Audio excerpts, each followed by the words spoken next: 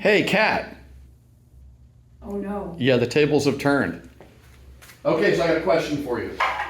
I'm routinely talking to people. Don't worry, it's less of a gotcha question than you throw at me.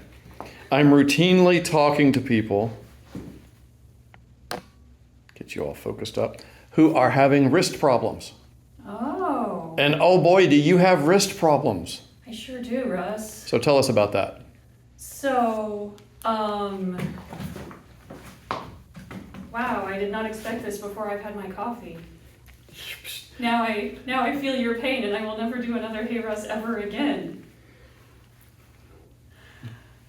So, I'm a working artist, and part of that comes with some bad habits of how I tend to sit or stand when I'm doing my work. And so I think I had some predispositions towards janky wrists on account of that. But one of the major ways to deal with it is to be very clear about your power generation and what you are doing with your body when you are doing all your things, not just sword things. For example, when I'm drawing, I tend to brace against the table for long stretches of time. And Russ is crying behind the camera because yes, this sucks. So I will stop drawing and be like, ow, why do I hurt? And coming to awareness of why do I hurt is not half the battle, but maybe like 3/10 of the battle. And the rest of it is just being super, super careful with your self-care, icing when you need it, bracing when you need it.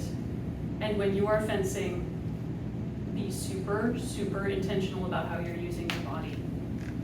If I'm fencing the Hungarian lineage and I start turning my wrist to receive a blow in my block, I am now done fencing left-handed for the rest of the morning.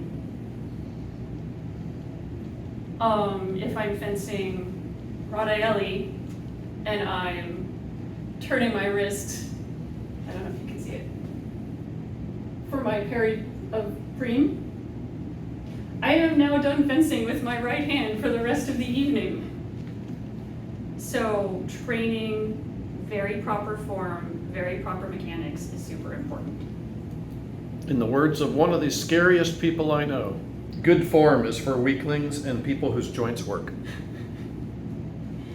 Yeah. Does that answer the question? Yes, it does. Okay, now, if Great. you are consistently having wrist pain problems, and this is a recurring thing on the HEMA Discord, we hear about it all the time, is someone be like, I want to do this, I can't do wrist things. Recently, it was a guy who was like, wait a minute, 1,000 cuts? And tried 1,000 cuts, and after about 100, they were done with their wrist for the day. Now, this is a guy who works with heavy power tools. So working hygiene with the power tools and the alignment and how you're using your body that way may be a real factor.